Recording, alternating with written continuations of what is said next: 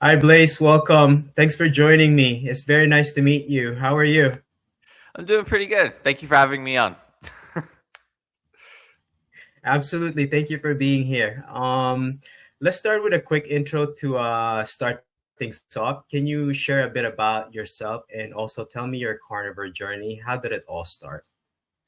So, my name is Blaise. I am currently now 26 years old, and my carnivore journey started mm, strangely with a lot of bad experiences, and eventually me kind of getting to there, but not immediately getting to there. So, it was like an overall health journey of trying multiple different things.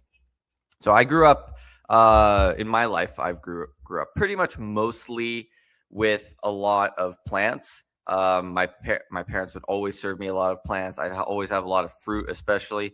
That was pretty exhausting for me because fruit has sugar in it, and especially as a kid, like I felt like I had so much brain fog and I was just exhausted in general. I didn't really know it at that time, but I definitely know that I felt that now because of how I feel now before compared to before. I would always be really sluggish before. And it came, it sort of started one day when I ended up experiencing such extreme and severe stomach or pain near the abdomen area. Most likely it was my intestines or something along those lines. And this was in Groningen in the Netherlands. And I woke up at 12 a.m. randomly out of nowhere in such extreme and agonizing pain. And I looked at it and I went, if I die, so be it. And I went over to the doctors and they said, there's nothing wrong with you. You can't see anything. It doesn't seem like there's anything wrong. So I looked at that and eventually the pain subsided. I don't know why it did, but the pain did subside. So I looked at that and I went, okay, well, clearly there's something here that has to be done on my end, it seems, because they don't seem to know anything. And I didn't. I ended up extreme agonizing pain then, and then I found a channel called What I've Learned, and he talked about the carnivore diet and Sean Baker. I love his channel still, by the way. I don't. He's not even full carnivore, but he has tried it for a bit.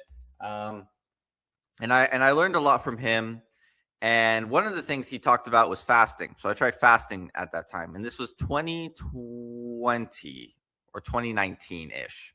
And I started fasting, and that sort of brought me along this health journey path where I was like, wow, fasting's making my brain feel a lot better, and I'm able to function a lot better. I feel a lot better. And I also get this sense of like euphoria around day 3 of fasting.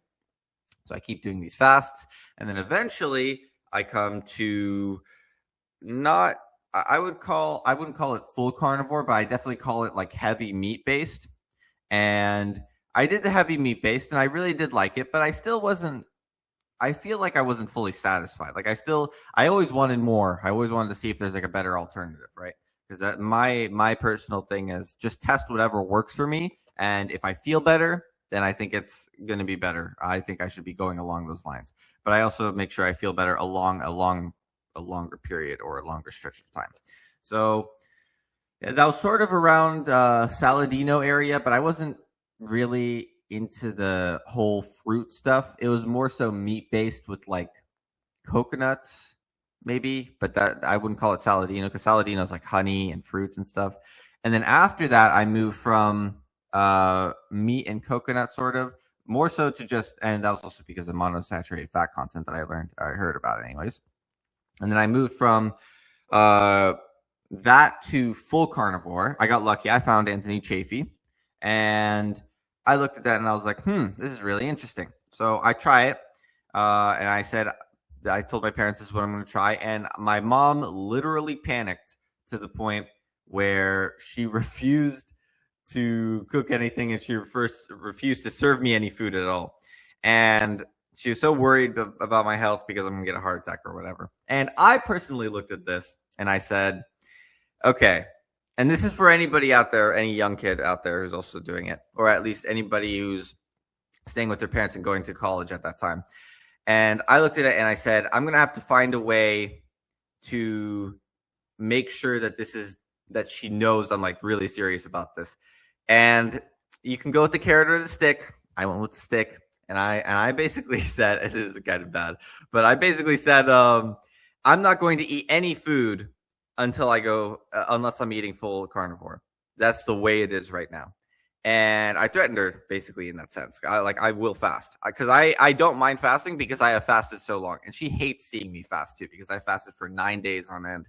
There's only water before, and she doesn't like that. And around day 3, she finally caved in, and she said, "Fine, okay, whatever. I'm gonna just give him full meat." And I felt a million times better. I felt a million times better. But there was a catch. And because I did a lot of fasting, and also there's a lot of other things I don't hear almost anybody, a lot of people in the carnivore space talk about. I've only heard maybe EO Nutrition talk about it, but other than him, I've heard almost no other person talk about. And that's when you do a lot of fasting, and then you go to carnivore, you usually end up having some sort of bile sludge in some way or another, or at least in my experience, it seems as if, as well as my commenters for that matter, because some of the people who were commenting told me, "Hey, you helped me a lot. I learned that I had bile sludge and whatever, and I didn't know that I had this, and this was sort of affecting my carnivore results." So I looked at that and I went like, "Thank God." I told them that. And the way you get rid of that is you have to use phosphatidylcholine, and in this case, I got it from sunflower lecithin, which is basically it's just a pill bottle. You can take like a supplement thing, but indirectly, it basically helps with the gallbladder getting rid of the bile sludge, and it helped me a lot. It made my carnivore results a million times better, because at the very beginning of my carnivore journey, it was working out really well, but I was getting like still diarrhea every now and then, and it wasn't really as good. I didn't like that, right? And I heard like, "Oh, you're only supposed to get diarrhea for a little bit," and I was like, "Okay, I'm expecting that," but then getting it for longer than that expected time made me question. And I tried to look up a lot of things, never got any answers from anybody. So that's where I basically ended up self-diagnosing myself based on the exact symptoms I was experiencing, as well as, for that matter, there's one interesting thing. And all of this, by the way, I used AI for, because AI is amazing for that. I ended up figuring out that there was flaking around my forehead. And because there was flaking around my forehead at that time, that is an indirect signal of a certain vitamin deficiency, which is fat soluble. And because I was also experiencing diarrhea at that time, and that diarrhea was also pale-ish, or I would say yellowish color, what I used AI for is AI ended up telling me indirectly, because I gave it such a vivid description pretty much of every single experience that I would have. It said, "You most likely are experiencing bile sludge if you are on a full carnivore diet," because it knows automatically. The nice thing about AI is it's just this giant library of information. So I ended up figuring that out. It's gallbladder sludge, and I ended up getting checked out. I got an ultrasound appointment, and they saw my gallbladder, and there was gallbladder sludge there. So yeah, that worked. I ended up taking my sunflower lecithin. I fixed all of that. And after that, it does take a little bit of time to heal, but I am a million times better than I was before. And the worst part about it is, if you are carnivore and you do have gallbladder sludge, from what I'm aware of, it will hinder the results that you feel by such a big margin. Like, you might feel fatigue. Apparently, people get the symptoms show differently for some people compared to others. So sometimes it's diarrhea. In my case, it was diarrhea. But for some people, it's brain fog. For some people, it's skin flakiness, skin redness. There's a lot of different symptoms that it can come in, but so that was really, really helpful. AI helped me a lot with that. It just compiled all that information and put 2 and 2 together based on the results I gave it. And here I am now, and I definitely would say I'm doing a lot better. I'm doing a lot better. I'm still trying to figure out health stuff though, because you probably know I'm a little controversial on a lot of the health takes that I have, but yeah, I'm still trying to figure out health stuff and what works best, because I tried a lot of the stuff that people advocated for before, and it didn't seem to work. Like I took it out of my life and I put it back in my life, and I felt the difference between the two, and I felt like sometimes it was better out of my life, or certain things, which it would shock people, but there's a lot of really crazy things that I do that people think is crazy, but it works wonders for me. So yeah.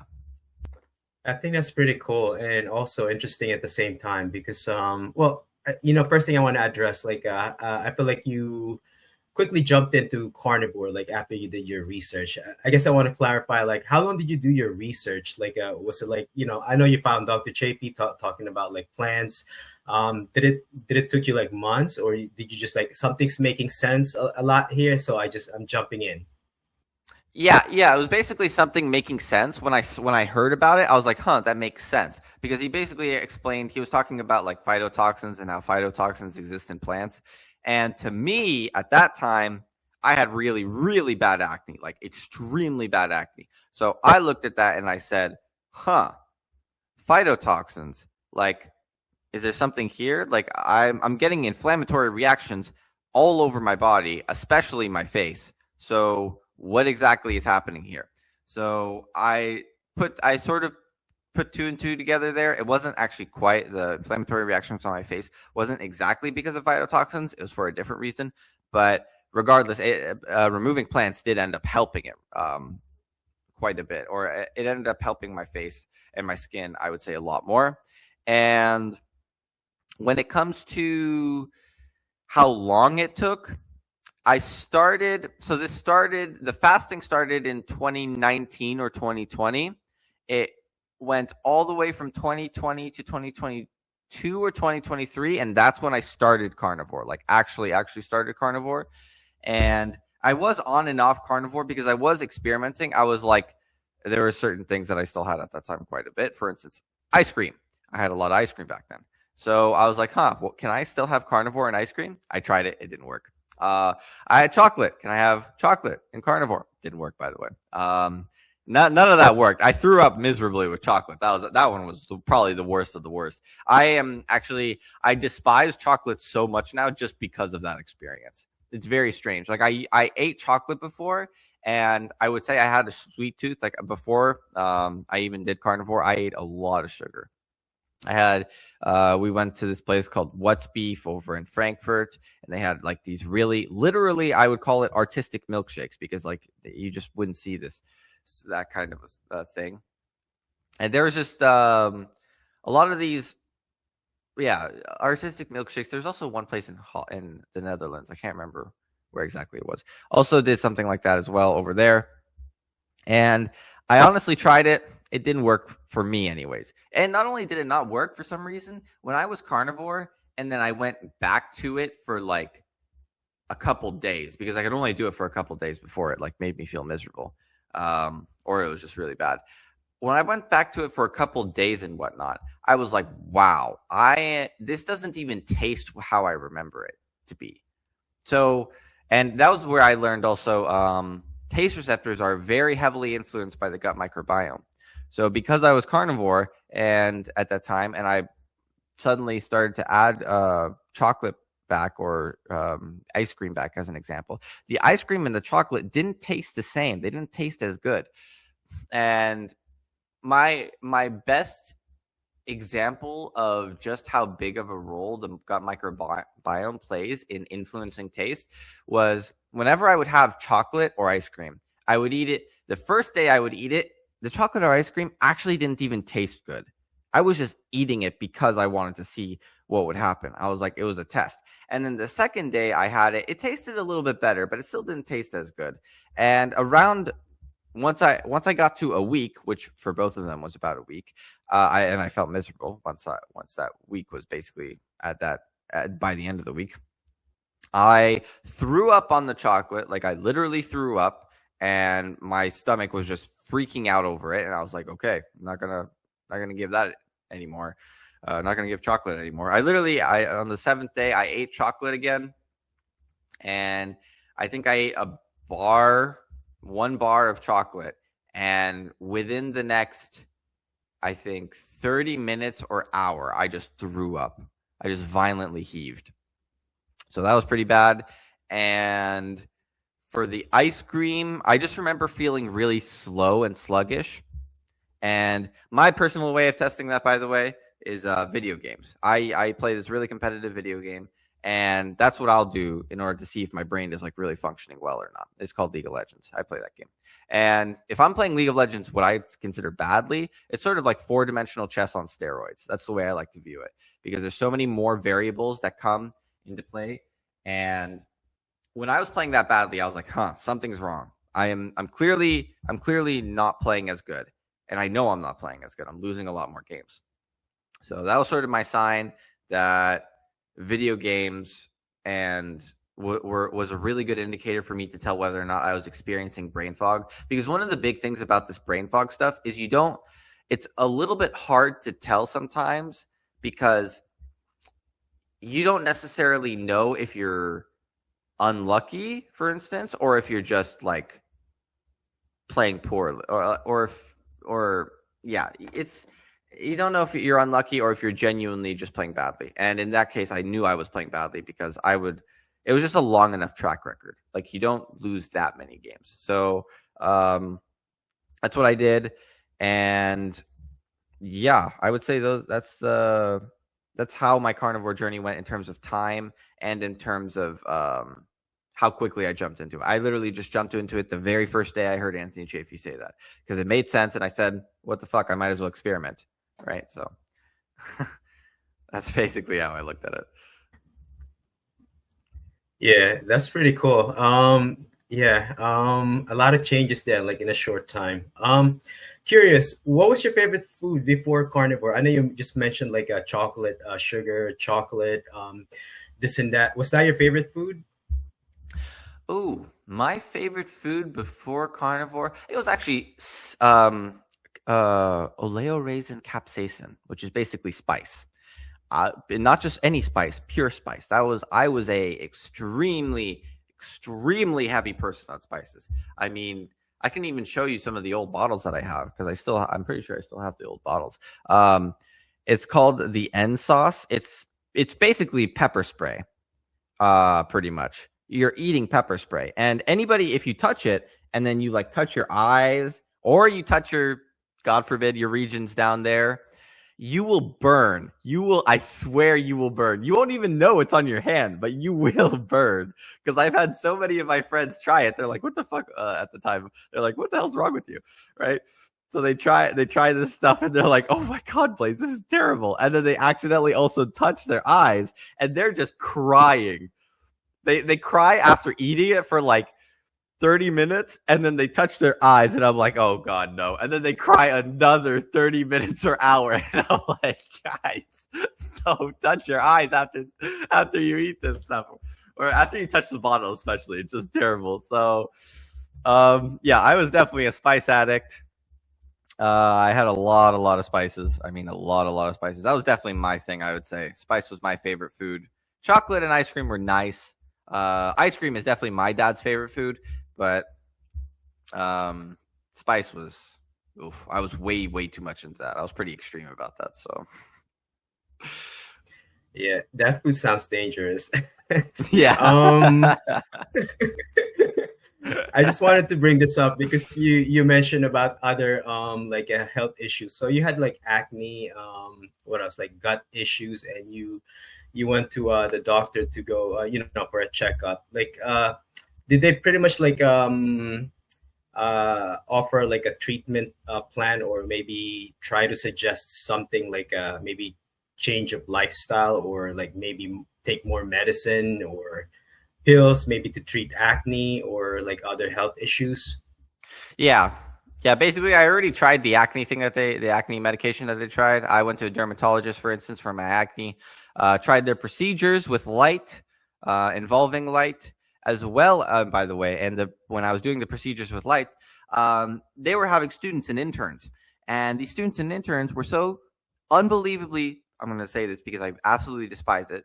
This is complete incompetence. So fucking stupid that they forgot to give me the goggles when they're giving me the light treatment. So I ended up burning my eyes pretty much when I was doing this light treatment for my face. And I only realized that until I went to the second time around to the light treatment again. And it didn't work, by the way. I tried it again just to see if it was like a shot in the dark. Maybe I did something wrong on the first day.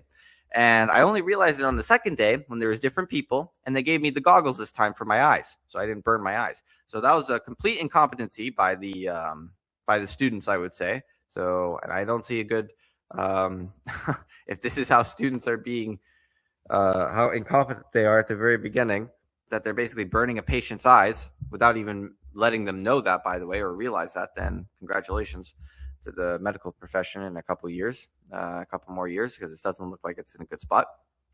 Can you repeat the full question again, just to make sure I answer all of it? Sorry about that. Yeah. So basically, what is the doctor recommendation, like the treatment plan that they suggest for you? Like, was it like a more medical medicine, lifestyle change, or maybe a stress management? Yeah. Yeah. Okay. Yeah. Stress management. So what ended up happening? Yeah. So I did that was the dermatology stuff, and then afterwards, actually, it was before then. Before any of my stomach stuff ended up occurring, I went to the doctor. I think I was really, really young at that time, and I said I'm experiencing stomach pain, and at the very most, they said, "Oh, it's just food poisoning. Like, oh, you just had something bad to eat, and your stomach's adjusting to it, or whatever." Right? And I said, "But I'm experiencing this like all the time. Like, I regularly feel like I'm getting it." And it's like, "Well, if it feels bad enough, you can come back, and we'll take a look at you. But unless if you don't do that, then you'll be fine. It'll be okay."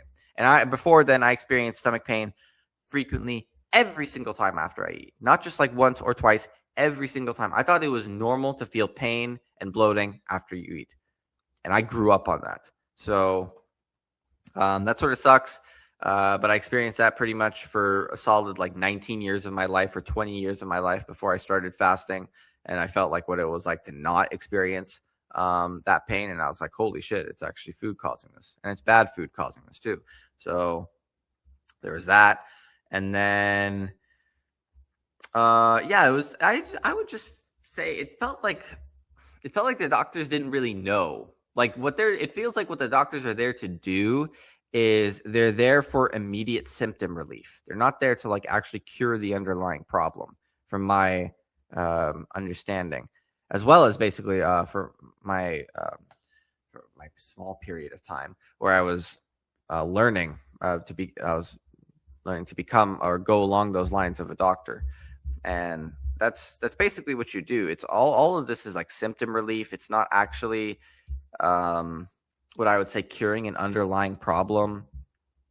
It's like if you break your arm or something, right? Then you want to go to a doctor. Or if you like trauma care, that's the sort of thing. But like I went to the gastroenterologist, for instance, when I talked to him about my gallbladder sludge problem. And he was, that was another thing I forgot to mention. Because I was doing it my way, and I was using AI, and I was like trying to figure out how to solve this problem on my own. And I got rid of the bile sludge on my own using sunflower lecithin. And I told him, yeah, this is what I use. He didn't even know about that. Like, he's never heard about sunflower lecithin or phosphatidylcholine for the gallbladder sludge. So I looked at that and I was like, what? Like, this is the gastroenterologist. Like, I'm expecting this guy to know the digestive tract really well, and I'm expecting him to know that, like, sunflower lecithin or there are certain components that could be used in order to get rid of this gallbladder sludge without me having to use the doctor version, which is a much more concentrated version, basically, of that sunflower lecithin. And I was sort of shocked by that, I guess. So yeah, I would just say they didn't really know. And it felt like in that case, that's where AI came in as a really strong tool to diagnose myself and figure out my own problem and solve my own problem. because if I gave it enough information, it will come to the right conclusion eventually. I just have to give it an unbelievably large amount of information. Really small things that I didn't think was particularly helpful, like the skin flaking as an example, right? You have to be really honest with your symptoms too. You have to acknowledge the problems that you're experiencing. So yeah, there's a lot of I just say the doctors they just didn't know. And I can't blame them, I would say, because they're not really taught. Like, they're not taught carnivore. They're in fact like indoctrinated into bullshit, in my view, because of the FDA and pretty much just plant-based lobbying nonstop over and over and over again. I mean, people hear this all the time. They're like, "Oh, cows are going to kill the world," or whatever, right? And all this stuff that doesn't actually make sense, because if cows were going to kill the world and like these herbivores were going to kill the world, like, why didn't they kill the world before? Like, I feel like somewhere along the line of evolution, they would have just wiped out the world. But because, yeah, anyways, yeah, that didn't really make much sense to me. But yeah. Yeah, I mean, to me, it made sense. I think you're right. I actually agree with your sentiment about we can't really blame them because that's what they're taught, like the doctors, and Yeah. it's just really a lot of similarities with other carnivores, like how they talk about like they're not really treating the actual root cause. It's just the symptoms, Yeah. So, did you had like any assumption what was the root cause of your like health issues? Maybe like for me, like I had health issues like skin, I had tennis elbow, I had eczema, psoriasis. I thought this was related to my genetics, my lifestyle. Maybe I'm too stressful, maybe at my job. Like, did you have any like a root cause like assumption before carnivore? Before carnivore, in the back of my head, there were some things that I always, in the back of my head, there was, okay, this is weird. This is where we come to something that it did help my life, but it wasn't like the underlying cause for my problems. So I remember that, for instance, and this is actually unrelated to carnivore.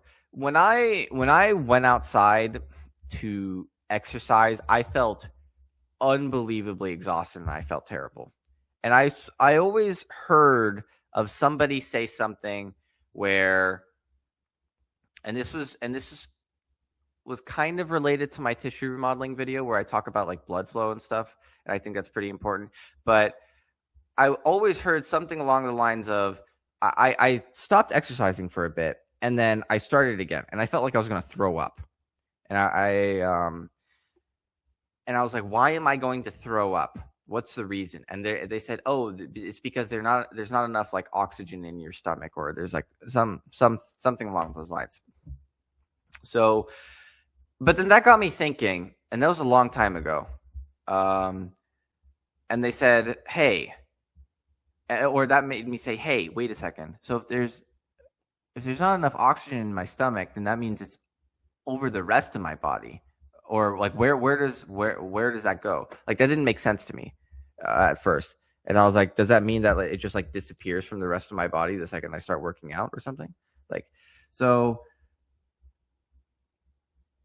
I always thought I didn't think exercising was bad, but I felt like something was off there because I was always more exhausted. I hated being exhausted too. That was one thing I really didn't like about whenever I would exercise, I was always way more exhausted and I couldn't think straight. And that was probably one of the worst things in my life. I absolutely despise. One thing that I despise more than anything is the ability to not think straight. If I am not able to think straight, I will lose my mind. I will go crazy now because I have experienced it for such a long period of time in my life. I've experienced like compounding effects of it where it felt terrible. And oddly enough, I thought until now, or until more so a little bit recently, past 2 years, I would say, I thought there was something wrong with exercise. It just didn't add up to me. And now I don't exercise anymore. And I don't feel, so this is a very interesting thing as well, actually. I didn't expect this. I didn't expect this result. So I was carnivore and I was exercising before then, 3 or 4 years ago, 3 or 4 years ago. I was exercising, and then I heard somebody, and he didn't strike me as particularly knowledgeable, but he did strike me as he kind of tries to go along. He's a little controversial, and his name was Gotis, and he said like, "Oh, exercising is unhealthy," and I found that interesting. I didn't know if it was true. I thought it was interesting, so I said, "Okay, this is strange." At that time, I was exercising all the time. I said, "Okay, this is strange," but I was carnivore back then, and I was still experiencing fatigue. I wasn't experiencing brain fog, but I was experiencing fatigue. So, for instance, throughout the day, I would get these random spikes of just exhaustion, and I didn't know where that came from. And I hated that too. I really, really hated that, especially if I'm trying to think, because I use my brain all the time. I am thinking all the time. I'm on my computer. I'm trying to research something. I'm trying to make videos, or I'm trying to. I'm always using my brain one way or another. And he said that, and it was sort of interesting to me, but it kind of clicked in the back of my head when I thought there's something wrong with exercise back then, because I was always do it and I feel exhausted. So it kind of clicked with me, and I said, that's a little strange. Like that does remind me of like what I was experiencing when I was 6 years old, 7 years old. I have a lot of very vivid memories too of when I was much younger and how I felt back then as well. Even when I was up to a month old, or not a month old, but I think 6 months old or a year old. I still have memories back then of when I was a kid, and my very first memory. And I remember I was like, man, I don't think this is right. Like, maybe movement is okay and play is fine, but exercise is not, because I was really confused. So I stopped exercising completely, and suddenly that fatigue went away. Even though I was carnivore and I was expecting to get all of the energy I need from meat and all that, I was still experiencing fatigue. And then suddenly I remove exercise, and it takes maybe 3 or 4 months before the fatigue finally fully goes away. I never experienced any more fatigue again. And this was like shocking to me. This was like mind blowing, because this fatigue was constantly plaguing my life. I hated it so much, and I figured out the cause of it. And I said, okay, that's great. And there's a lot of I don't know. There's a lot of things in my health journey that I like wasn't expecting. Like another example of something I wasn't expecting was I wasn't expecting to be able to, for instance, go without showering, brushing my teeth completely. Like this was something that I was like, I thought was completely impossible. I was told my entire life, and I got cavities the entire time too. Before I did carnivore, it was like nonstop cavity. And then I go carnivore, and then I said, you know what? I'm doing all this experiment stuff and crazy shit. The people would deem me a lunatic at this point, basically. But I said, you know what? Like, I might as well just go all in. Like, if something doesn't work, I'll find out along the way. So I said, you know what? I'm just going to stop brushing my teeth. I stopped showering actually before then. I stopped showering like 2 years before then. And that was because I saw some Reddit thread about some guy who says, I don't shower, but it really did help my skin a lot. So I was like, yeah, what the hell, right? If it helps with acne, then I'll do it. So that's how I did the not showering thing. But the not brushing my teeth thing I find particularly amazing, because the dentist always got me. He always was like, getting your cavity now. You can't go without brushing your teeth. But now I don't have to brush my teeth and I have no cavities, right? So that was that one really, really got me. I wasn't expecting that to work so well, but it did. There's a lot of weird things that I just experiment with, and I see, like, does it make me feel better? Does it make me feel worse? How does it make me feel? That's the most important question that I always have. Like, how does it make me feel? And am I functioning better with or without it? That's always the question with my health stuff. And there was the not showering and not brushing my teeth. That one really, really got me, especially the not brushing my teeth. I mean, I've had so many cavities and just drills in my face. It's so painful. If you've ever had a cavity, you might You might know what I'm talking about. That drill is miserable. I swear, it's like a torture device. It's like I walk in there and it's like it's designed to make it's just designed to make you scream or something. It's just like Saw, it's like Jigsaw or whatever from Saw, or like some horror film.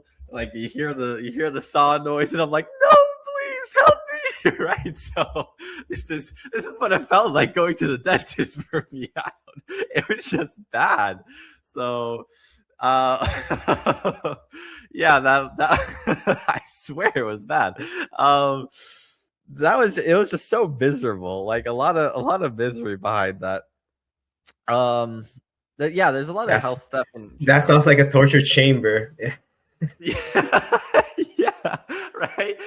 It's like I'm literally signing up for an appointment to the torture chamber, and it's like, okay, so we're gonna first stick you with this giant needle in your face, mind you. So there's this giant needle because of lidocaine for the pain killing, right? And the crazy part is, it doesn't even always work, because the drill ends up going so deep or whatever, just to get rid of the cavity and then to clean it out and stuff. It's just, oh my God, it's miserable. So anyways, I really didn't like that. I really didn't like going to the dentist. And the fact that I never have to even see them, basically, from what I'm aware of, and my teeth are doing perfectly fine, haven't had a single cavity. The only thing I did go to the dentist for was to measure gum recession, because I wanted to see, like, am I doing everything right? And I tried without flossing and with flossing. And from my experience, without flossing, I got much higher gum recession. And with flossing, I got much less gum recession. So it makes me think that there's something there with flossing that helps. Most likely, it's related to basically just removing material food particles in order for the bacteria to not grow as much as it would if you do floss. So if you do floss and you do remove the food particles, and I think the gum recession is much, much slower. So I think that's the way to go, at least from my experience. That's what I've noticed.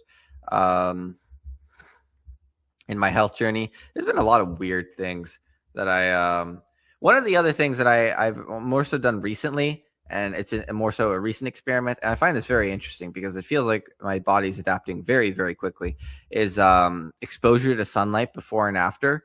So I decided to just go like completely without sunlight, or not necessarily completely without sunlight. I still see sunlight, and every now I'm exposed to sunlight, like maybe 5 minutes every week, maybe, if I don't go out outside. I mean, it is definitely a very small amount of sunlight, but regardless, that's what I do. And I noticed that when I go out in the sun, it actually doesn't feel good. Like, I remember before, when I was a kid and I would go out in the sun all the time, there would be like a certain period of time where I was out in the sun and it felt good. And then after that good feeling, it just felt terrible.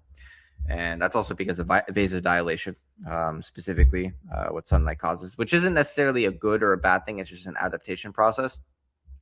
And after going basically with almost no sunlight for probably 6 days, and then maybe five minutes for one day, and then I exposed myself again to the sun, I don't even like the feeling of the sun, which is very strange, because before I used to like the feeling of the sun, and now I don't like it anymore.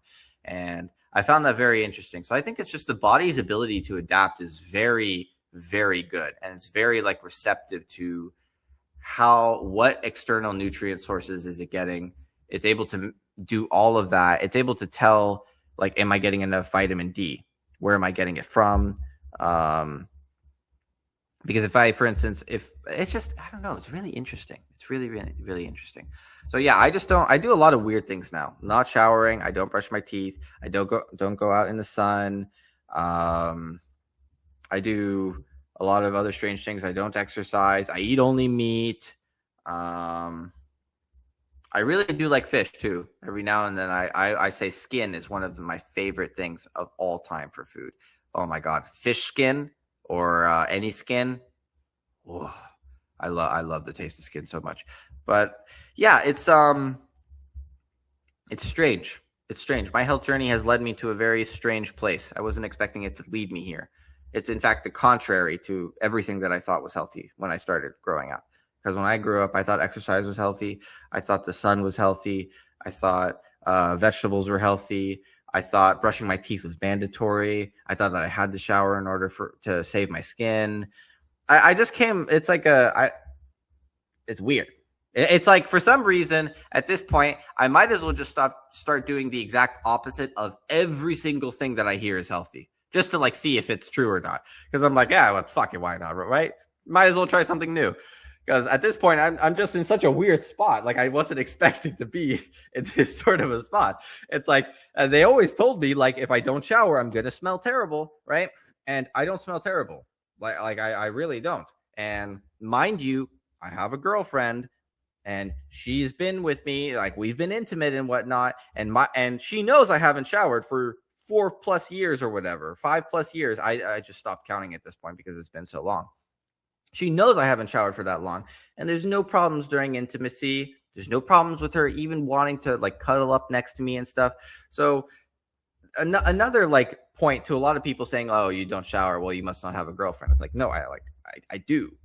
That's the thing. Like, you can, and you don't even smell. That's the crazy part. It does take there is an adaptation phase, I would say, with the not showering part. For me personally, I think it took 3 to 6 months when I was not showering. It was pretty long, but that's what the Reddit guy said. He said, like, when I was not showering, like, it took me a really long adaptation phase, but by the end of it, it worked out for me really well. And apparently there's a YouTube video of some guy or whatever doing something similar, and it worked for him. I mean, so I was like, I can't be the only one, right? I mean, I know it worked for me. So yeah, it's just weird health journey. Like, I would never expect this. Really, like, do the exact opposite of everything everybody has ever told you. It's crazy to me. I don't know. It just makes me wonder, like, how did we get here? If I'm being told, if I'm having to do the exact opposite of everything I was told. So Yeah, I don't know. Exactly. Actually, that's the same conclusion I'm arriving to right now, because I'm thinking the same thing. Like, everything we've been thought about, like, was all a lie. Everything was wrong. Everything is backwards. I think it's really interesting how you brought up, like, the no brushing, the no shower experiment, and you're still doing it. Yeah. And it's clearly Mind working you, for it's you. been over 1,000 days, 1,000+ days. No, 1,300+ days. Because I know when I made the not showering video, that was a year ago. So, or not brushing my teeth video. So it's been probably, I think, 5 or 6 years for the not showering and 4 years for the not brushing my teeth. My teeth, perfectly fine. No cavities. So yeah, it's just a lot of weird stuff. Once again, I wasn't expecting this to even work in the first place. I was just experimenting at that point because I was like, screw it, right? I mean, I'm doing so many crazy stuff as is. I might as well just experiment and see what does and doesn't work, and it's working. So I'm glad. I don't have to brush my teeth ever again, from what I'm aware of. Thank God. Yeah. No, I'm glad to hear that. It's clearly working for you. And I think, do you think, like, would it work for most people, like, on carnivore, like, or is it just kind of your thing? Do you think it would work for, like, most people trying to carnivore? You're talking about not showering and not brushing my teeth, or what specifically? Yeah, correct. Like, both those things. Like, so if somebody tried carnivore, like, maybe for a certain long period, and they want to try to do this experiment as well, because it clearly worked for you, do you think it would work for most of them who's on carnivore? That is a good question. I think it could, but I will say that the transition process is a little bit uncomfortable, probably at first, for the not showering thing, especially because your skin starts oiling up like crazy, because it starts really, really oiling up, and I mean, like, really badly. Like, if you, like, for instance, if you were to, like, have your hand, you can't do this, but if you were to virtually, like, somehow put your hand through the screen and, like, touch my forehead, you would feel that it's not, like, oily right now. And I haven't showered in, like, forever, right?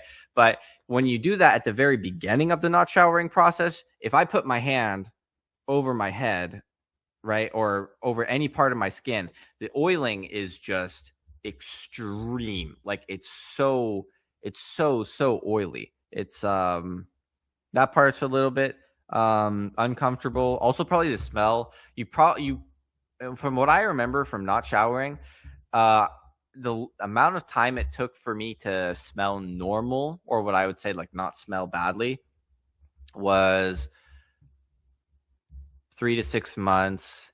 And if you were to do that in real life, a lot of people have jobs. They have something that they have to attentively be at, or attentively do. For instance, if they're like a husband to like 3 children or whatever, and they're doing this entire thing, like it's gonna come as a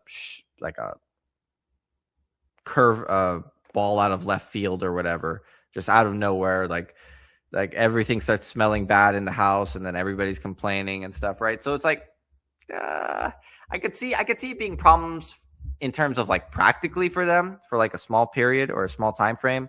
In my view, I view like 6 months as like a small time frame. 3 to 6 months is a small time frame. But I think in the long haul, in my view, it's like really, really worth it.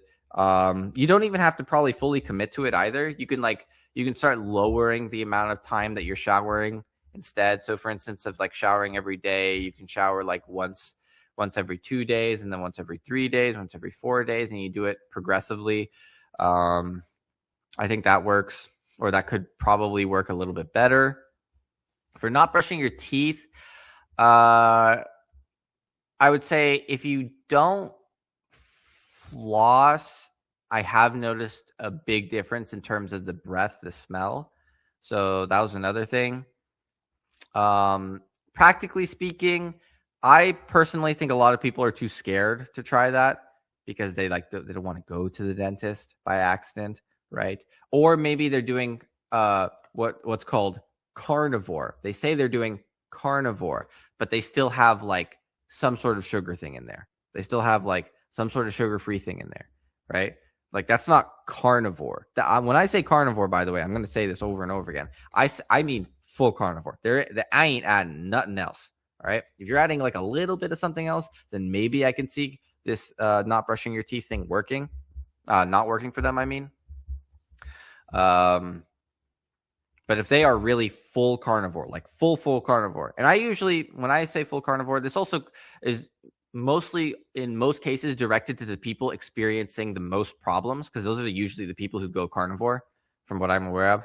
It's like Kent's carnivore, right? He basically fucking lost his colon, right? Poor guy. But he was literally forced to the other end of the spectrum. It's like, I have to go full carnivore. It's like there's no in between. It's like I can't like add a little bit of this just because it tastes nice or whatever, right? If you're a functional human being without carnivore, then your incentive to go full carnivore is like way less. Like you can go animal based. You can Saladino it or whatever.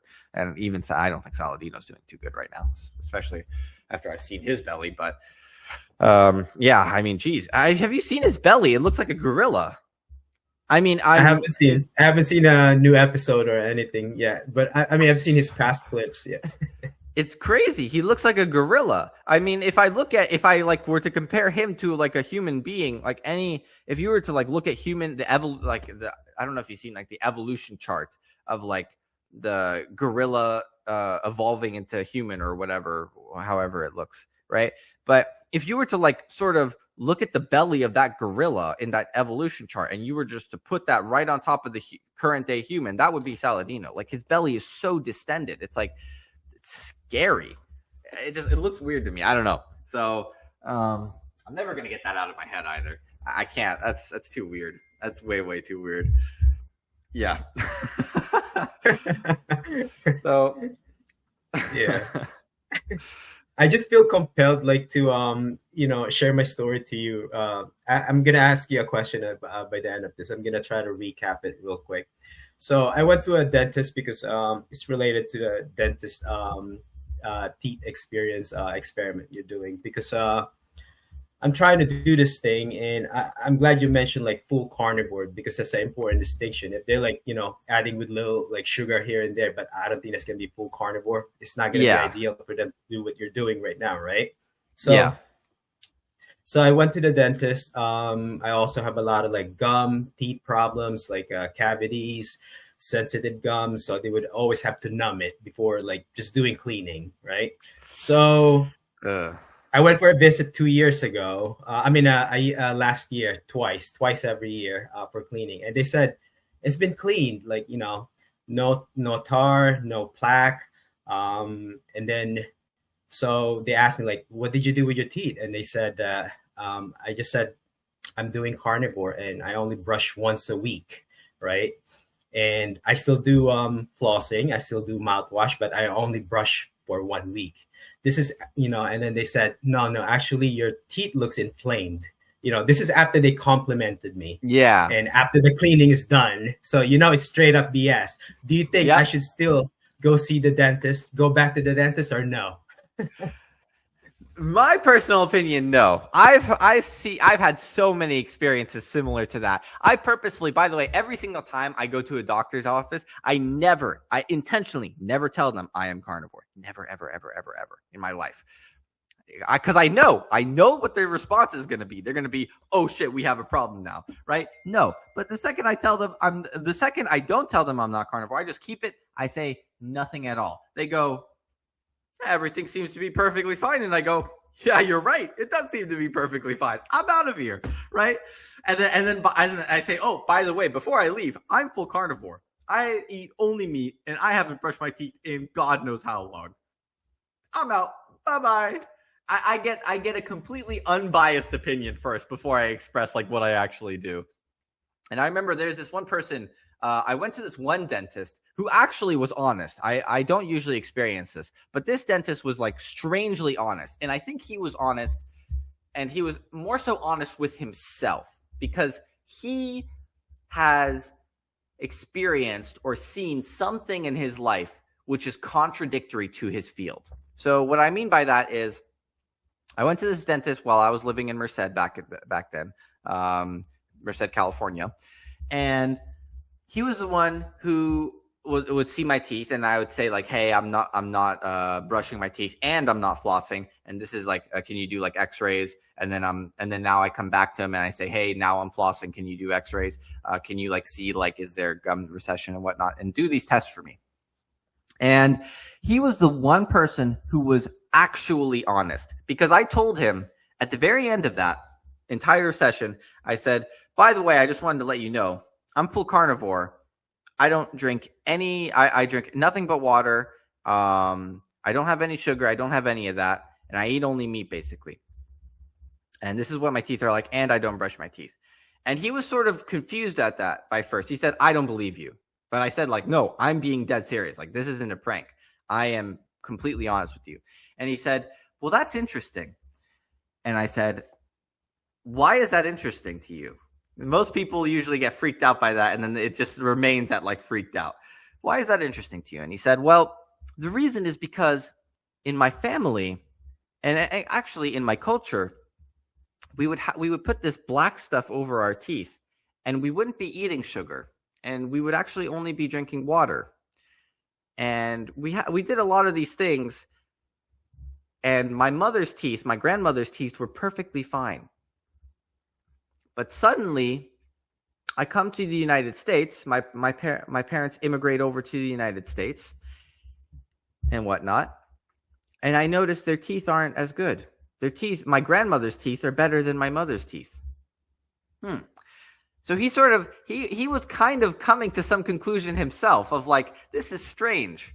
Like there's clearly something in the United States that is messing with everybody's teeth in a much faster way, because if his grandmother's teeth are perfectly fine and he's a dentist and they're better than his mother's teeth, something's off. So I liked his honesty with that. I don't usually meet that. I mean, I went to another dentist before then, and they were like not honest at all. I told them only after, and I don't brush my teeth, and it's like, oh, your teeth are terrible. It's like, yep, bye. Too bad. You already gave me your unbiased view. You can't give me your biased view now. So I got out of there. But yeah, I found him very interesting. So I do think that it's not every doctor doing this or every medical profession doing this. I'm starting to come to more of a conclusion that it's the saying ignorance is bliss. I think this statement is so true that when you go against something so contradictory to your thought, you would never expect it to be true. Like, you would never even conceptualize it to be true. Like, in my case, when I stopped exercising, that was something against my thought completely, because I grew up on exercise. Like, I grew up on constantly exercising every single day, thinking that it's healthy. And it goes against everything that I thought was right. And the same thing comes with vegetables. I grew up constantly eating fruits, always told that it's healthy. Eat the blueberries. They're healthy for your brain. You need your antioxidants. I was constantly grown up and told all this stuff. So it's just going against that thought. It's not even like it's not even a concept anymore. It's almost like telling somebody that the sky is red. It's like, it's not true. The sky is blue. I can see the sky is blue. But it's that kind of it's that level of like extreme belief in what they think is right. So that's sort of my view of it. It's like, at this point, I don't even view the sky as blue anymore, because it's like, Jesus Christ, everything has been wrong my entire life, for Christ's sake. The sky could be yellow or orange or God knows whatever, right? I mean, it's not literally, like I'm saying, like right now, visually, the sky is blue. But I'm saying like that if you translate that over to everything else in life, it just seems as if it's come to that from my conclusion. Because I was like always told, brush your teeth. You need to have your teeth cleaned. You need to have a lot of this stuff done. And there's one thing I will say that I do go to the dentist for. And they say my teeth are cleaned, but there's tartar buildup, and I need to get rid of that tartar buildup. And I used to think that was necessary, but I look at it now and I'm not fully convinced it is. And the only reason I'm not convinced it is because a lot of farm animals, they have a ton of tartar buildup on their teeth regularly. And I'm not convinced it's fully bad. I've had this tartar buildup for 3+ years now, and I've had no problems. So I'm not fully convinced it's bad. I think there will be some times, based on like how my teeth are shaped, because like I can't say I grew up the best in terms of my diet and stuff, and my facial development isn't necessarily the best during adolescence. Nutritional reasons as well. But regardless, because of that, I think that maybe is what's causing, like, for instance, if I have tartar buildup, there will be like one specific section of my teeth where the tartar will chip off, but there's no other section of my teeth where tartar will chip off every now and then. Or plaque, they call it plaque or tartar. I don't know what you want to call it. I don't even know. I mean, I can maybe get the camera closer just so you can see my teeth of what I mean. So it's yellowish, and the yellow is supposed to be normal because that's just dentin. Okay, I see. Yeah. Yeah, but it doesn't look like, you can't really see a ton of tartar plaque. There's not a ton of tartar plaque buildup on my teeth. And I think if there was, you would see it like more orange instead of yellow. Mm-hmm. And it would also sort of like visibly stick out.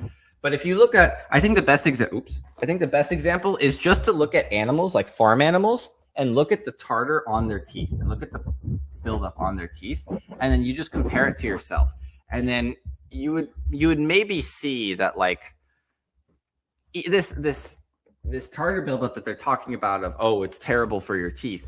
I don't think it can build up on a carnivore diet. I don't, because it just doesn't seem like it always reaches, for my experience, it always reaches this certain level and then it stops. Like, for instance, let's say I were to brush half of my teeth, they would all reach a certain point of tartar and then they would just stop after that. Like, it doesn't seem to go any further. So I could be wrong, but that's just my personal experience. Once again, all of this is my personal experience, my experimentation with absolutely crazy shit that I'm doing that people think I'm a lunatic or whatever. Like, oh my God, what the hell's wrong with this kid? He's literally doing everything that I prescribe against. I told him to eat vegetables. He's eating meat. I told him to brush his teeth. He's not brushing his teeth. He doesn't even shower. Like, what's wrong with this person? They must smell terrible, right? So a lot of a lot of stuff that I just don't think it's I just don't think it's true. A lot of really controversial stuff. I mean, Yeah. No, I agree. I think have you ever had like a oxalate dumping experience, like maybe in the beginning of your carnivore or? yeah.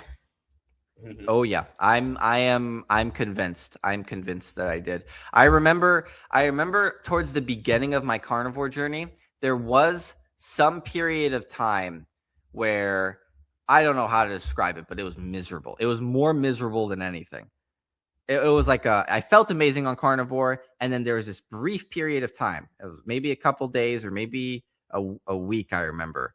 It was just complete misery. And I think I was able to re-experience a little bit of that.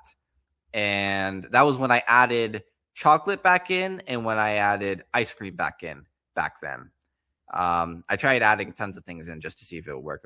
Once again, it didn't work. And I think that was when I was able to re-experience that.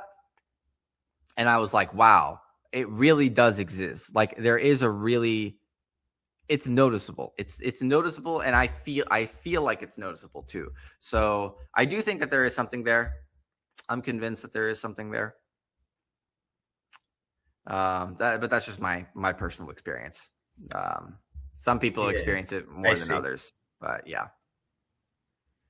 Yeah, because I was speaking to another carnivore I interviewed, and he was talking about like the tartar, building up on your teeth, like that could happen, like 2 years or 3 years later down the road, and it could be another oxalate dumping. So, like you said, you're not Oh, it sure, could. so it might be Yeah, related it to could. that, right?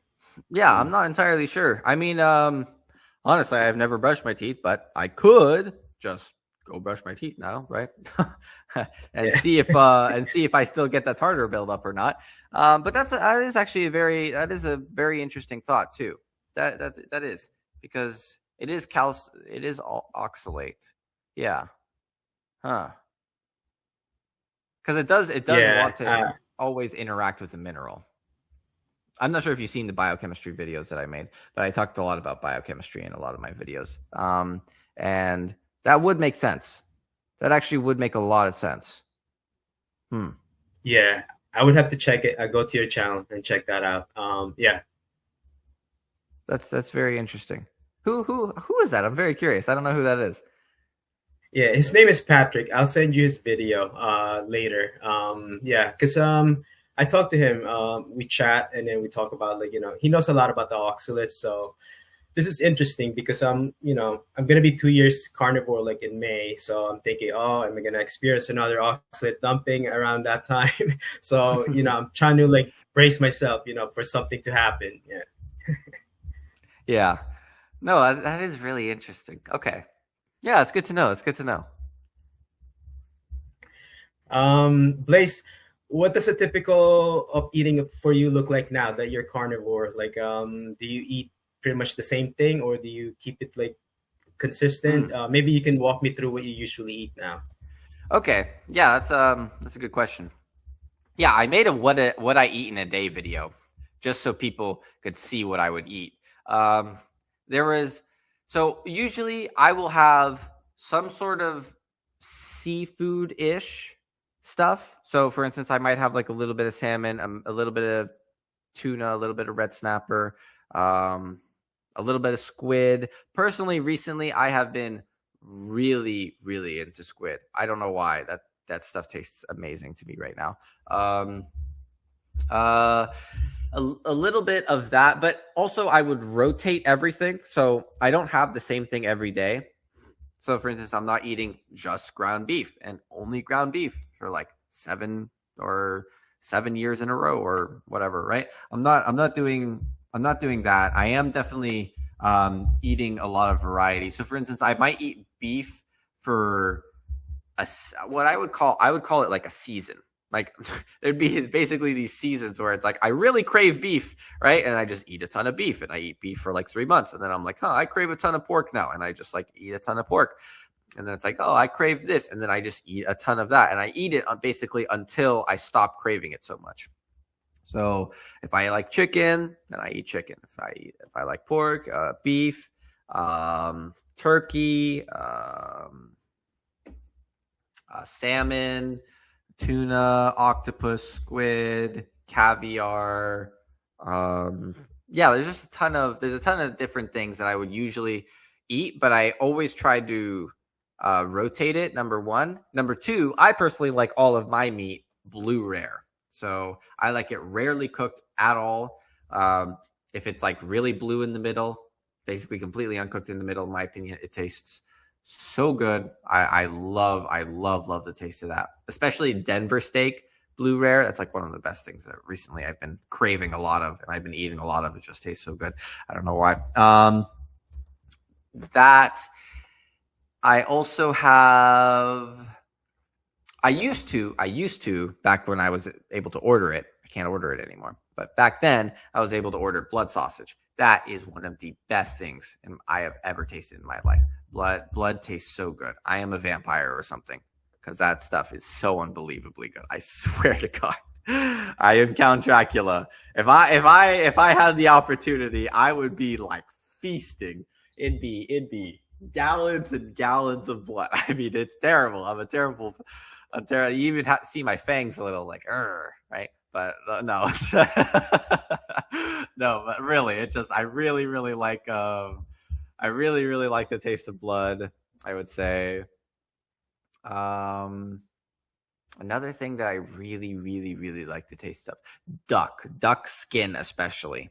I don't know why duck skin specifically is so good. I also want to try something. It's called balut.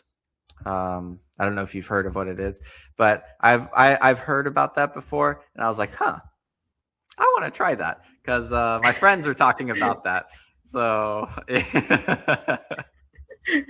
yeah, it's in the Filipino culture. It's a big street food. I forgot what it was. Some egg thing. I just forgot the word. But yeah, it's like an egg thing, and then there's a baby chicken inside. So yeah, yeah. exactly. You probably know what I'm talking about. So I was like, but that sounds really interesting. I'd like to try that sometime. So there's a lot of food I still have on my list. And by the way, a lot of people say like carnivore is restrictive. In my opinion, it's not. There is a hell of a lot of different meat that you just have not tried yet, and a hell of a lot of stuff that you haven't tried. That if you think carnivore is restrictive, just wait until you try all this other stuff, and you'll go like, wow, there is so much different flavor that I've never tasted before. Like I never knew meat could taste like this, right? So my personal opinion anyways. I mean, I still haven't tasted a lot of stuff. Balut's one of them. I would kind of like to try that. There's also, I think if I remember correctly, ostrich tasted like, it was like really chewy. It was like hard, like really chewy. Ostrich, I can't remember if I had ostrich egg before. I think I did though. And that one was really thick. Like the bigger the egg for the animal, apparently, or the whatever it is, it seems to be like the thicker the yolk is.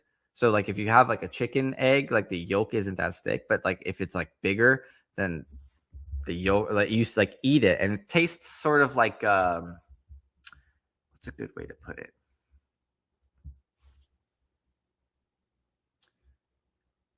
It's like it's so I don't know the word. All I can say is describe it as thick.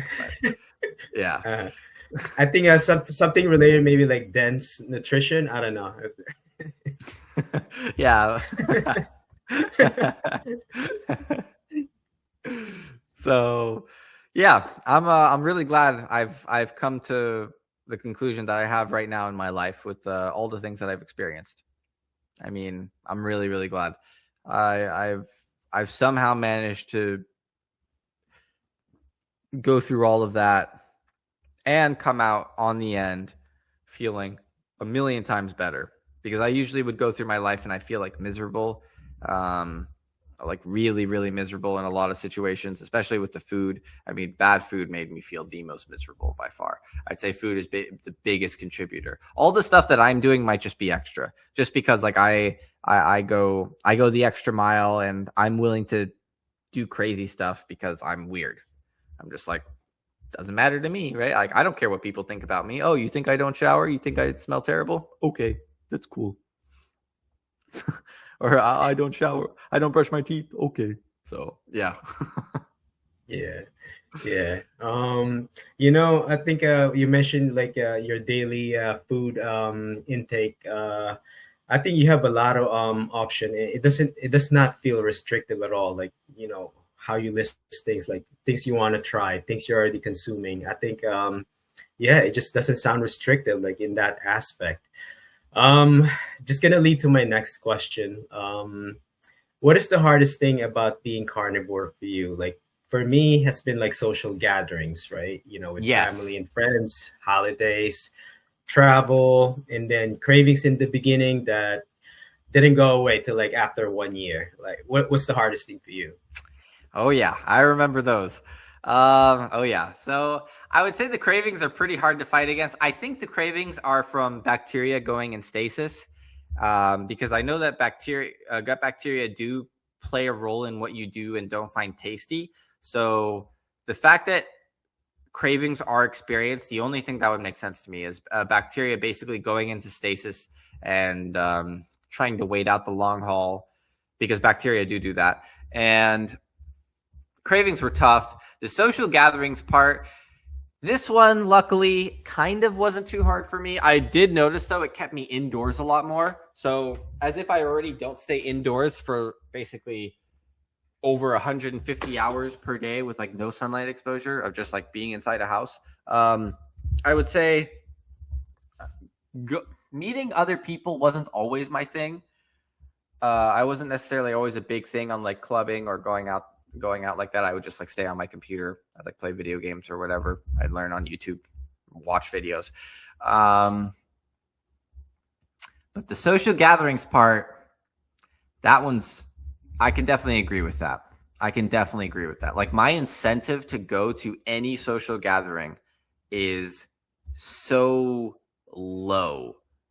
As it already was kind of low, just like based on who I was as a person. Like usually wouldn't go out much. I mean, I wouldn't go out much. I would go out. I would go out before I went out to work out and like do sports stuff. But after that, I usually didn't like to go out. And now it's like even compounded on top of the fact that I won't be able to eat anything there that I like, probably, right? They'll go to like an Italian restaurant that serves only pasta. And I'm like, great, right? What am I going to eat here? So I'm just going to sit there and like listen to people talk, right? So my incentives just go down lower and lower and lower throughout my health journey of like meeting people. From what I've noticed, I have very, very, very low incentives. Like I don't drink alcohol, right? How am I supposed to go to a bar?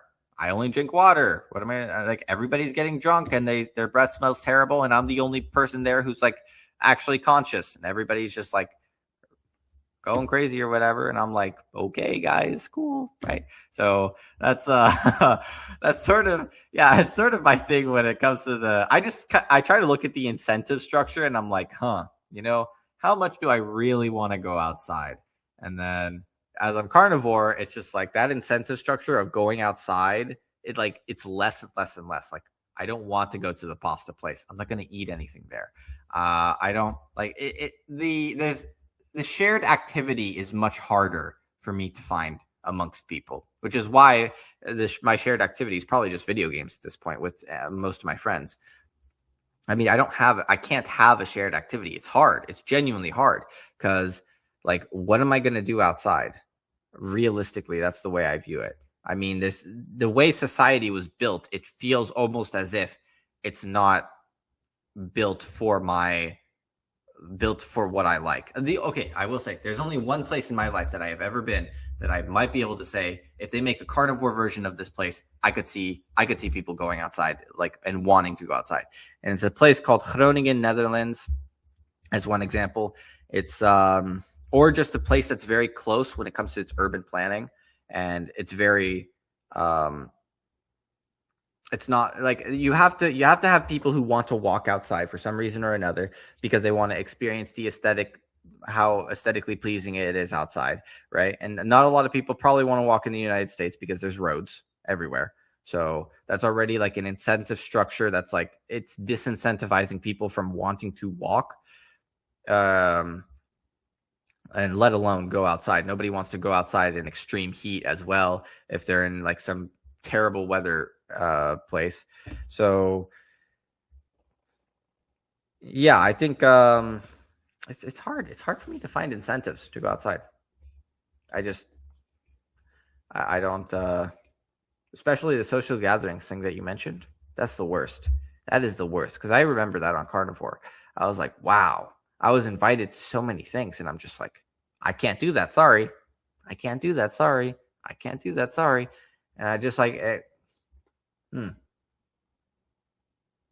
Yeah, I feel like your yeah. experience is probably another level because I feel like your experience specifically is like another realm. Like doing the not shower, no Yeah. sunlight, no brushing. I feel like for as a carnivore, like not a lot of people are like doing full carnivores. Maybe they're adapting to like some sort of a different approach. But yeah, I think I can relate to an extent because yeah, social gatherings is hard, but maybe I can go dirty carnivore, just Yeah. to be in that specific gathering.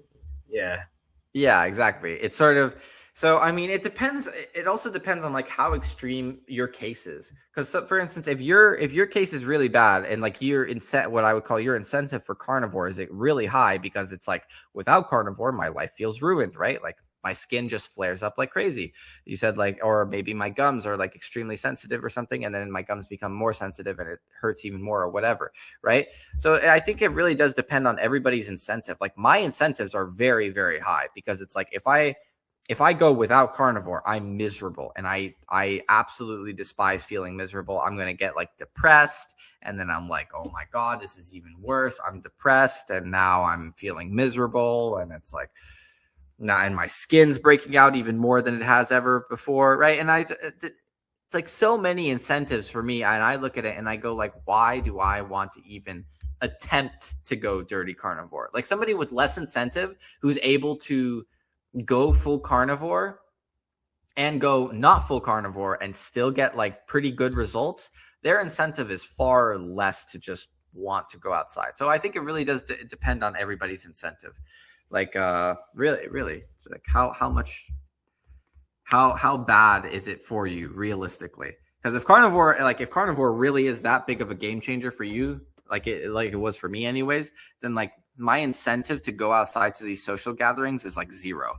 Because it's like I look at the alternative. What's the alternative? Miserable for multiple days on end, just to go talk to people for 5 hours, maybe 5 hours. That's being generous. Sometimes it's usually 2 or 1 hours, or just stay inside, don't go outside, and feel perfectly fine, and not talk to those people for 2 hours or 5 hours. I think I'm going to go with the not talk to them just because it's like, I don't want to go through that misery again. I mean, yeah, it's not worth it. I hate to break it to you. It just ain't worth it. So, Yeah, I completely agree with the incentivized structure, like how much incentives you're willing to go for. Yeah. yeah. Blaise, if you had to describe the impact of carnivore in your life, what one word would you describe it and tell me why?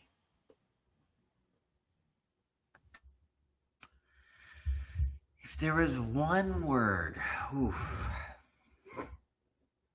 If I could, because I sort of view life like either a video game or a test, I would consider, and if I were to relate that over to, if I could use any words, I would sort of use a gaming word in this case. Or something, or a computer sort of word. I'd say it's hacking. You're like cheating, in my view, basically. You're cheating the computer because you're basically going through life. You're born. So you're born. You're told vegetables are healthy.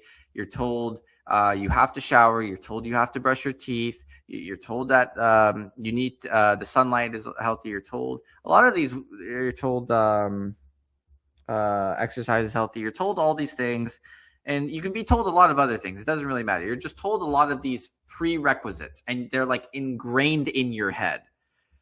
And I think carnivore is the very first thing that you have to do in order to know what feeling good feels like. You have to be aware of what feeling amazing feels like. Because in my opinion, it really is kind of like hacking. It's like cheating when you go carnivore, because your mind, you're able to think clear, much, much more clearer than ever, in my view anyways. That was the biggest thing for me. You're able to think far more clearer than you ever were before, and that will only compound upon itself. So my health journey, probably, it might not even be done completely. It might go far further than this. I don't know where it leads me. I don't know what other crazy thing it leads me to. But I've noticed that carnivore was the initial prerequisite thing to everything in my health journey that made me feel a lot better and function a lot better. And I would say probably cheating or hacking, one of those two. It's game breaking. Or you could just say game breaking, I guess. If you like play board games, maybe you could just say it's game breaking.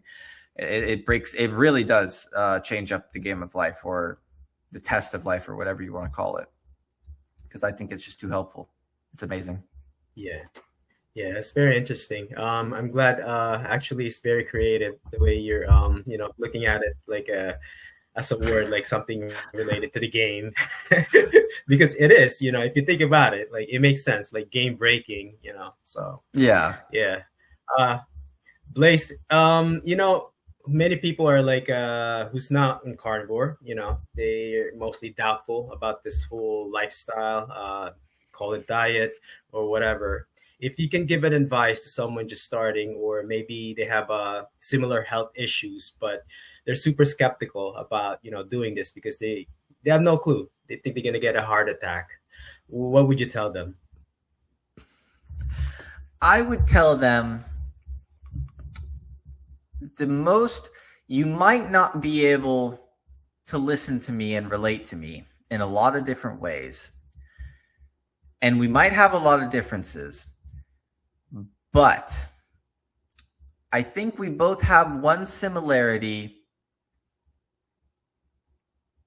of wanting to feel better and not knowing how to do it. And the only way that you can do that is by testing it yourself. You can't listen to the doctor, because in my view, the doctor's corrupt. I mean, the dentists are sometimes corrupt as well, in your experience as well, right? So there's something clear. There's definitely shadiness going on. And if it's not like corruption, it's just flat out ignorance. It's negligence. Like, for instance, if we really were advanced as human beings in society, then why are we experiencing all of the problems that we experience today? That doesn't make sense. If we truly were in a very advanced society, this wouldn't be the case. We would be not experiencing any problems. We would have no health problems whatsoever. We would be perfectly fine, but we're not. And because we're not, we're doing something wrong. I don't know what we're doing wrong. My personal experience has been you should be eating meat, or at least when I eat anything else but meat, I experience problems, right? So that's one thing. The showering, the brushing the teeth, everything else that I talk about, right? All of that stuff, you might not get to that level. You might not even have to get to that level. But it's really important for you to, at the very least, experiment and to try and to see what is working, what works for you and what doesn't work for you. That's the thing, because a lot of people, might not have the same incentive. And I can understand that. Like, if I don't have to change, if I could just eat ice cream forever and be perfectly fine, and my body for some reason doesn't react and I don't have any problems, that's great. But that's not going to happen. Realistically, it's not going to happen. For me anyways, right? I don't think that's going to happen for anybody, but realistically, that's not going to happen. So just experiment. You have to try it on your own. And the doctors, they're not necessarily, they already come in with a lot of biases. And I know that because I sort of went down that line for a period of time. I went down that line of going towards that profession. So there's a lot of biases that you're sort of trained into if you go down the line of a doctor. You just have to experiment. You have to try it yourself.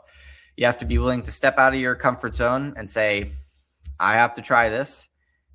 And if I don't try this, then I'm going to experience more pain, or I'm going to experience more acne, or I'm going to experience more skin flaring up, or I'm going to experience more stomach pain, or I'm going to experience more arthritis, or I'm going to experience more, whatever your incentive is. You just have to look at your incentive.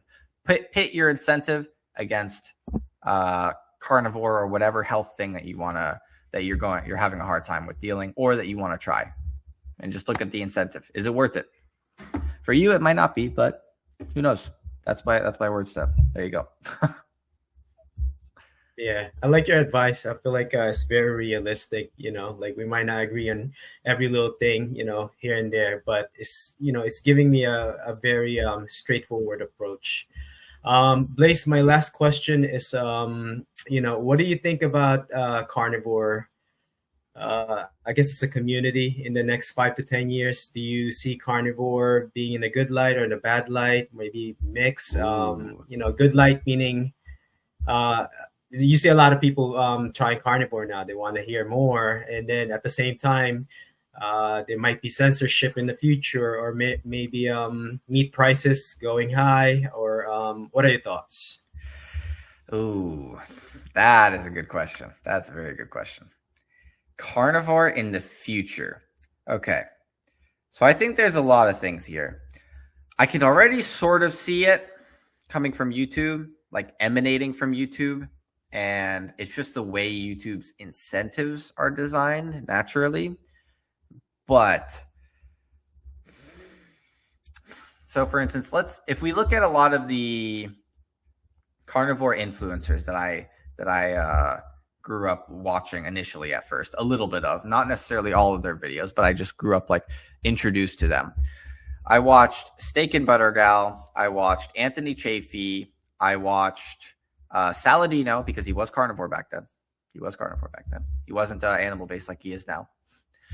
If I watch Sean Baker, if I see a lot of these people, I see quite a bit of difference in terms of honesty, I would say, between all of them. So what I mean by that is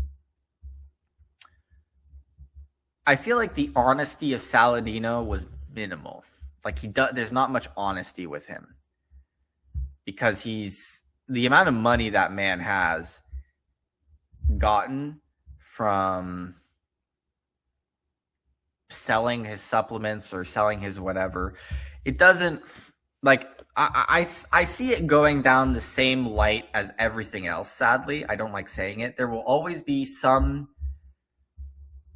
truth within the vast amount of bullshit that you have to see. And I think that is kind of going to apply to carnivore in the future as well, sadly. And what I mean by that is so people are always like, oh, you should get LMNT, or, oh, you should get carnivore bar, right? And then the carnivore bar has like honey in it, as an example, right? It's like, that's not full carnivore, but like regardless, it's carnivore bar, right? So just like how everything was labeled organic, for instance, if you go to Sprouts or whatever, it's like organic this, organic that, organic this, it's just this giant buzzword that's just thrown on everything, because it's like, that's what everybody buys. And I think carnivore is kind of going towards that direction. I'm not happy to see that, but it seems as if whenever money comes into play, that is always what happens in the end. So there's probably going to be carnivore this, carnivore that, and then it's like laced with honey, or it's laced with sunflower oil, or it's laced with, right? But it's advertised as carnivore, right? Oh, it's carnivore this, carnivore. So I'm like, I see it becoming bad. Like people, that word will just, carnivore will just be another organic maybe in the future. I don't like saying it, but like it does look like it's headed towards that direction. And that's just the way that's the way incentive. I mean, what incentive does the company have, right? The company wants to sell their bar, and organic ain't selling anymore, and they have to label it as carnivore. But if they label it as carnivore, then they have to take out some ingredients, right? So maybe it's going to be better. It's going to be a better bar overall for health, but it's still not going to be full carnivore because there's still honey in there, or there's still mint in there, or God knows whatever vegetable or fruit or whatever, right? So I think it's just going to be diluted, but it is moving towards the right direction at the very least. I think that's the most important part. Even though it's always going to be not necessarily the best, it is moving towards the right direction. And there's always going to be that guy, Paul Saladino, in my opinion. He is a grifter.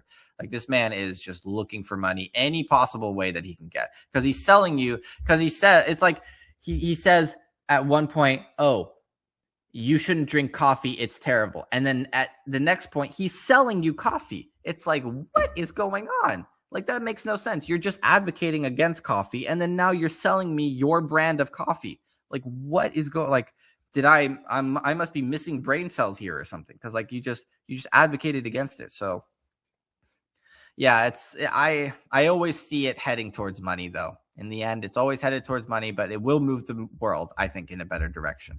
I definitely think that it will, because it already sort of is, as an example. Because if you look at like the food pyramid, for instance, in the United States, there is more meat on the top, and meat used to be like in the part where you shouldn't be eating, right? So that's already a sign that it's headed in the right direction. It's not there yet. Like me and you, or any other carnivore person, or any even half carnivore person for that matter, is already like 20 years or 30 years probably ahead of their time, if not 50 years ahead of their time, because it takes a long time for the world to adapt to trends. First, usually the way it starts with a thought idea, like a virus, basically, a really small virus of Sean Baker basically exposing his carnivore experience and saying, I felt pretty good. This is what I'm thinking. And then this thought virus basically just propagates into a ton of people. And eventually that thought virus propagates into enough people to the point where it somehow gets to the very top of the ladder. And at the very top of the ladder is the presidency or whatever. And then that kind of, and then the presidency kind of like filters it out and trickles it down into something more palatable, maybe, I guess you could say, right? So it's not like, hey, everybody should go full carnivore. It's no, like, you should eat more meat, right? And then eventually that's gonna get trickled down into more people kind of going towards along the lines of more and more meat. And more meat, and then eventually they might hear about carnivore and they say, like, you know what, I'll go full carnivore, right? So it's just this it's this very, very slow process. Like, if you've ever learned history, you would know that the amount of time it takes for legislation to match current culture is like 30 years. So we are at least 20 years ahead of the curve, minimum. Because if legislation is always taking 30 years to match the current culture, that's a long time, 20 to 30 years. So congratulations to anybody listening to this video. You're 20 to 30 years ahead of the curve minimum. There you go. That's a very interesting outlook. I think, I feel like I could see already what you're pointing out, like about the, because money's involved, the incentives are there for the companies, to make profits. Yeah. I mean, at the same time, like, you're saying, we're ahead of the curve 20 years or so. Yeah. Blaise, if people want to reach out or follow you, where's the best place to connect? So if you want to talk to me, I'm pretty active usually on Discord, so you can just send me a message on Discord. I have my Discord link, and usually at the bottom, at the link of the description of all of my channels, my Discord server. And if not, you can just add me. My name's Ammonia Boy on Discord, AMMONIABOI. You can just add that name on Discord. You can usually talk to me there. Ask me some quick questions. I don't usually like to spend a lot of time. So I might be a little late because I am playing video games. But if I'm not playing video games and I'm like, I have a lot of free time, then I don't mind answering some questions there. If you want to contact me by email and send me something more personal, or maybe like a business inquiry, or just talk to me on email for some reason, I also have that in my link in the description of my videos. I think it's For my YouTube channel, it's the irregular 25th BAM at gmail.com, but you could just find it in the link in the description. Any of my videos. Once again, and you probably know my channel, it's just Blaise V. It's my name. I don't have my last name because it's too long. It's Vanderplug, and it just sounds bad. Personal opinion, not necessarily a super nice last sounding name, right? I'd rather have something simple and like easy to pronounce, not Vanderplug, but here we are. So yeah, that's where you can find me usually. So yeah. Okay. Awesome. I'm gonna make sure to post them all in the description so people can reach you. Blaise, thank you again for joining me. I really enjoyed hearing your story and learning about your carnivore experience. I think I picked up many things from your perspective just listening to you. I really appreciate it. Thank you. Yeah, no problem. Anytime.